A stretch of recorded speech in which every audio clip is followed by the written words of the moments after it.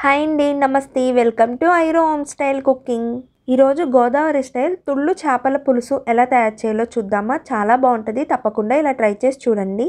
ఇంకా లేట్ చేయకుండా ఎలా తయారు చేయాలో చూద్దామా. ముందుగా స్టవ్ ఆన్ చేసి కడాయి పెట్టుకొని నేను ఆయిల్ వేసుకుంటున్నాను.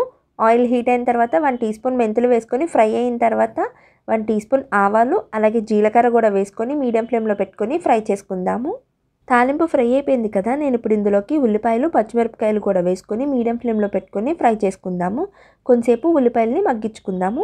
ఉల్లిపాయలు మగ్గిపోయినాయి కదా, ఇప్పుడు ఇందులోకి 1 టీ స్పూన్ అల్లం వెల్లుల్లి పేస్ట్ వేసుకొని 2 మినిట్స్ ఫ్రై చేసుకుందాము.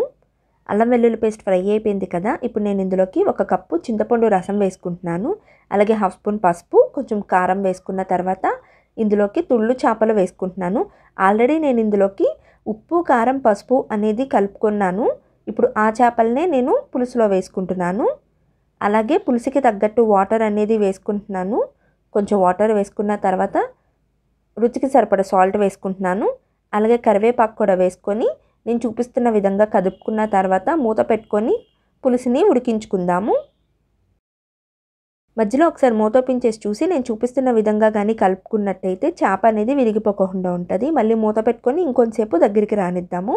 ఇప్పుడు ఒకసారి మూత ఓపెన్ చేసి చూద్దాము. నేను చూపిస్తున్న విధంగా ఒకసారి కలుపుకున్న తర్వాత నేను ఇప్పుడు సాల్ట్ అనేది చెక్ చేస్తున్నాను. సాల్ట్ సరిపోలేదు కాబట్టి నేను ఇంకొంచెం సాల్ట్ వేసుకొని ఒకసారి కలుపుకొని పులుసుని ఇంకొంచెం దగ్గరికి రానిద్దాము. ఇప్పుడు ఒకసారి మూత ఓపెన్ చేసి చూద్దాము. చూసారు కదా, మన తుళ్ళు చేపల పులుసు రెడీ అయిపోయింది. ఇంకా ఫైనల్గా కొత్తిమీర కూడా వేసేసుకొని మనం ఇంకా స్టవ్ ఆపేసుకోవడమే.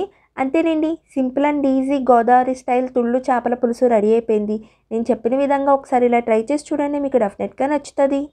మా వీడియోస్ కానీ మీకు నచ్చినట్టయితే లైక్ చేయండి, షేర్ చేయండి, సబ్స్క్రైబ్ చేయండి. Thanks for watching.